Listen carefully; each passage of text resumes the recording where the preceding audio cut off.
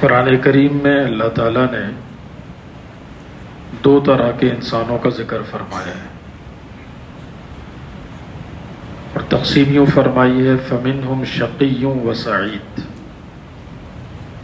کہ بعض لوگ وہ ہیں جو شقی ہیں اور بعض لوگ وہ ہیں جو سعید ہیں۔ سعید کہتے ہیں خوش نصیب اور نیک بخت انسان کو، اور شقی کہتے ہیں بد نصیب اور بدبخت انسان کو۔ ان دونوں کے ٹھکانے بھی اللہ تعالیٰ نے بیان فرمائے۔ وَأَمَّا الَّذِينَ سُعِدُوا فَفِي الْجَنَّةِ وَأَمَّا الَّذِينَ شَقُوا فَفِي النَّارِ۔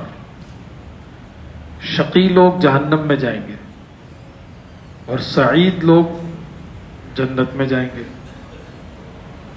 تو ہمیں اپنے اندر ایسی صفات پیدا کرنی چاہیے کہ ہمارا شمار سعید میں ہو، سعید نیک بخت انسانوں میں ہو، خوش نصیب انسانوں میں ہو۔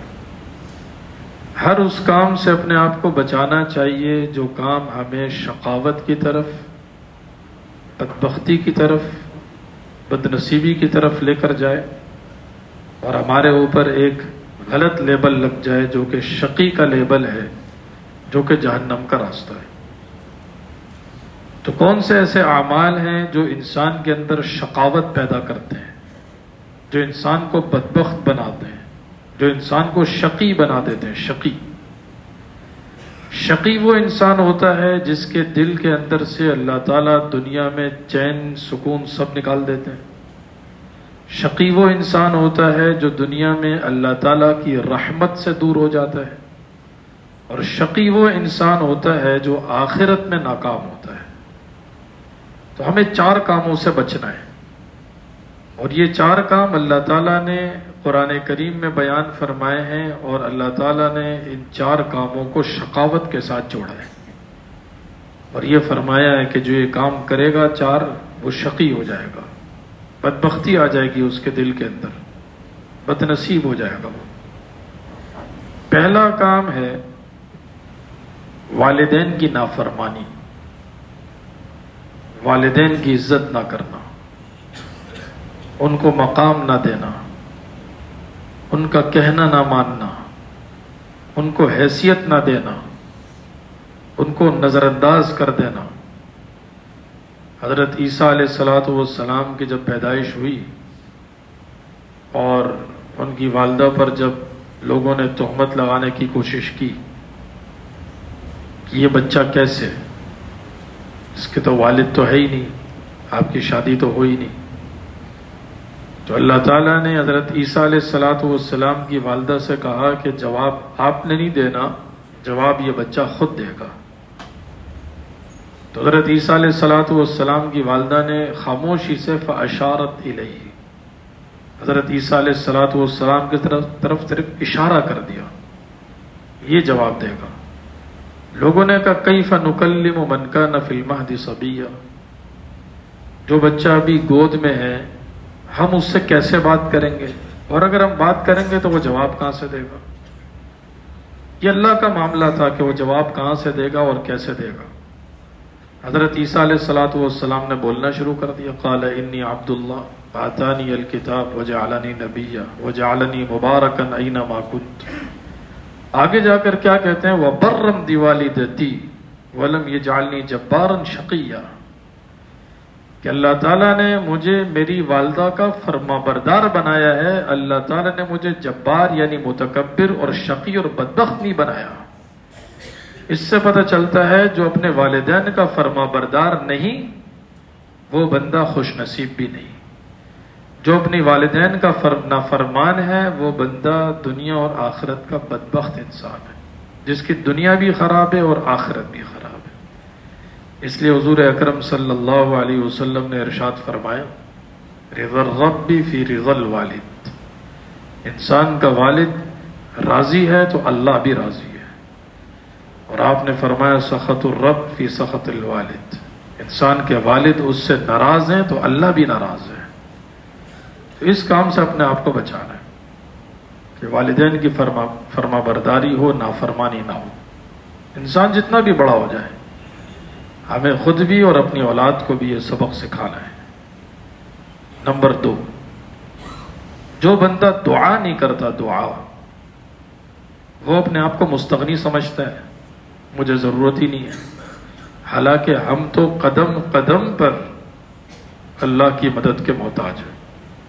حضرت زکریا علیہ السلام نے بڑھاپے میں اللہ سے اولاد مانگی اور ساری وجوہات بیان کر دی کہ یا اللہ میں بوڑھا ہو چکا ہوں، یا اللہ میری بیوی بانجھ ہے، اولاد جننے کے قابل بھی نہیں ہے، یا اللہ اسباب کی دنیا میں دیکھا جائے تو 0% امکانات ہیں، لیکن ولم اکم بدعائک رب شقیہ، یا اللہ کبھی آپ کی دعا سے محرومی بھی نہیں ہوئی، کبھی آپ کے سامنے ہاتھ اٹھائے ہیں تو بدبختی نہیں آئی، ہمیشہ خوش نصیبی رہا ہوں۔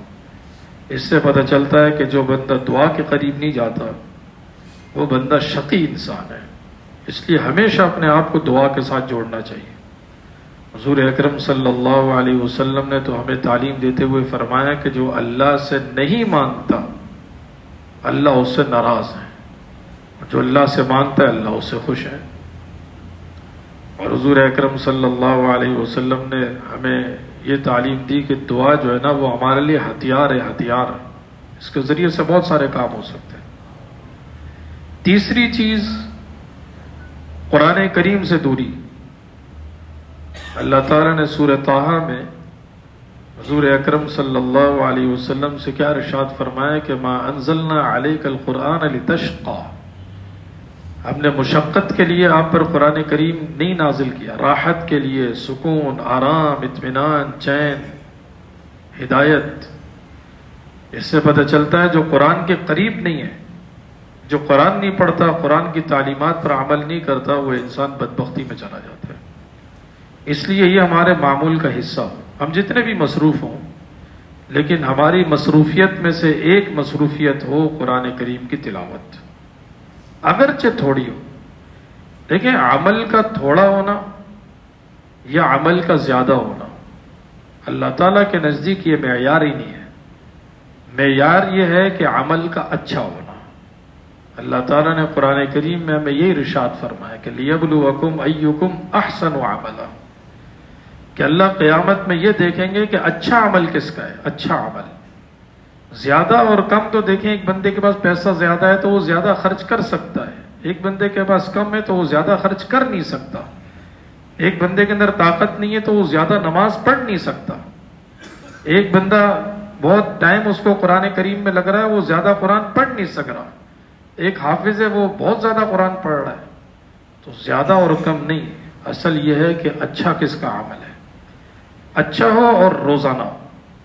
اس لیے حضور اکرم صلی اللہ علیہ وسلم نے کیا فرمایا کہ احب الاعمال الی اللہ ادومها وان قل، کہ اللہ تعالیٰ کو سب سے زیادہ جو عمل پسند ہے وہ یہ ہے کہ روزانہ ہو، دائمی ہو، اگرچہ وہ تھوڑا کیوں نہ ہو۔ روز قرآن کریم تھوڑا سا پڑھ لیا لیکن روز پڑھ لیا، یہ انسان کے لیے بہت بڑی سعادت ہے، یہ انسان کی زندگی میں بڑی تبدیلی کا ذریعہ ہے۔ نہیں پڑھا، چھوڑ دیا، انتظار کیا، رمضان کا مہینہ تو آنے والا ہے، جب رمضان کا مہینہ آئے گا تو سارے سال کی کسر نکال دیں گے، یہ غلط ہے۔ اس لیے اپنے معمول کا حصہ ہم بنائیں کہ روزانہ قرآن کریم کی تلاوت کرنی۔ نمبر 4، اللہ تعالیٰ کے احکامات پر عمل کرنا، جسے عربی میں کہتے ہیں کہ امتثال لأوامر اللہ۔ اور قرآن کریم میں اللہ تعالیٰ نے اس چیز کی ضمانت دی ہے کہ فَمَنِ اتَّبَعَ هُدَايَ فَلَا يَضِلُّ وَلَا يَشْقَى، جو اللہ تعالیٰ کی نازل کردہ تعلیمات اور ہدایت کی اتباع کرے گا، اللہ تعالیٰ اس کو گمراہی سے بھی بچائیں گے اور اللہ تعالیٰ اس کو بدبختی سے بھی بچائیں گے۔ اور جو اللہ کے احکامات پر عمل نہیں کرتا وہ انسان گمراہ بھی ہو جاتا ہے، وہ انسان بدبخت بھی ہو جاتا ہے۔ اب ہمیں 4 کام کرنے ہیں، والدین کی فرما برداری، دعاؤں کا اہتمام، قرآن کریم کی تلاوت اور عمل، اور اللہ کے احکامات کو پورا کرنا۔ اور 4 کاموں سے اپنے آپ کو بچانا ہے، والدین کی نافرمانی، دعاؤں سے غفلت، قرآن کریم کو چھوڑنا اور اللہ تعالیٰ کے احکامات کو نظر انداز کرنا۔ 4 کام کر لیے تو ہم سعید اور جنتی انسان ہیں، اور 4 کام چھوڑ دیے تو پھر ہم شقی ہیں اور خطرہ ہے جہنم میں جانے کا۔ اللہ ہم سب کو عمل کرنے کی توفیق عطا فرمائے۔ الحمدللہ۔